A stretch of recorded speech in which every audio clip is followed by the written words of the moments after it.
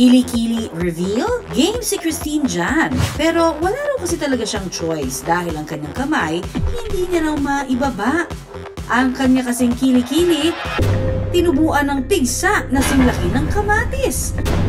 Anyari?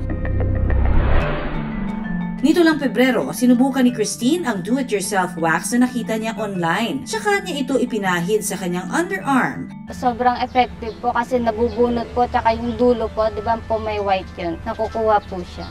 Pero ang inakala ni Christine na glow up ng kanyang kilikili, naon siya mi.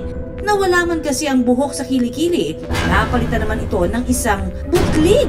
Ni! Nag-wax po ako noon. After 1 hour po, nabasa ko po siya. After 2 days, yun po may tumubo na po siyang butlig. Tapos yan hanggang sa lumaki ng lumaki. Tapos wala po siyang mata.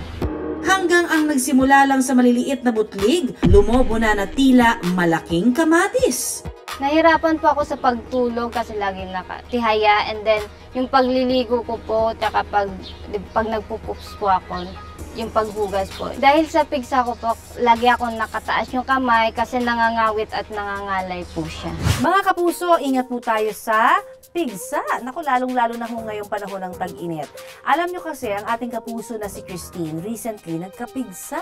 Pero iba ang duda ni Christine sa dahilan kung bakit siya nagkapigsa. Alam nyo, sabi niya, duda niya raw nung kanyang pagkatapos mag-wax ng kanyang leki-leki o kanyang kilikili at binasa niya agad ang posibleng dahilan daw ng kanyang pagkakaroon nito. Ang tanong, posible nga bang yan ang dahilan ng pagkakaroon ni Christine ng pigsa? Teka ha, I see you're raising your hand there, Doc. Sige nga, Doc, totoo ba? Natanggal yung hair follicle and then open pores. Yung open pores na yun yung pwedeng daanan ng mga bacteria. So once nag-gain ng entry yung mga bacteria, ang sunod na doon ay infection. Lalo na kapag mahina yung immune system ng pasyente.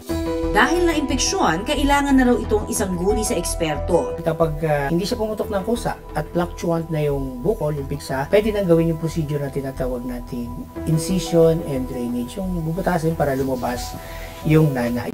Nito lamang March 8, sumailalim si Christine sa operasyon para mawala ang kanyang pigsa. Nung hiniwa po, wala po ako naramdaman. And then yung pinapalabas na po yung mga nana, yun po sobrang sakit. Sumisigaw na nga po ako and then muntik na po akong mahimatay nga sa sobrang sakit. At matapos ang kalahating oras, sa wakas, carry na raw niyang maibaba ang kamay. Magaan na po yung pakiramdam ko pero may masakit pa po siya, makirot po kasi ramdam ko po yung hiwa niya eh. Pero hindi pa pala rito natatapos ang kalbaryo ni Christine.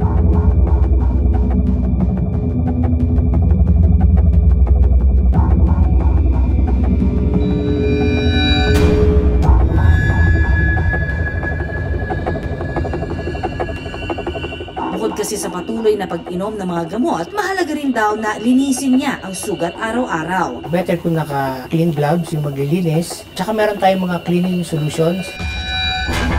Kung PPCN, gentle squeezing lang para matulungan yung pag-drain ng mga remaining pus doon sa sugat. Ayon pa kay Doc Rolly, nangyayari talaga na nagkakapigsa ang tao. Simple lang ang sikreto para maiwasan ito, maging malinis sa katawan.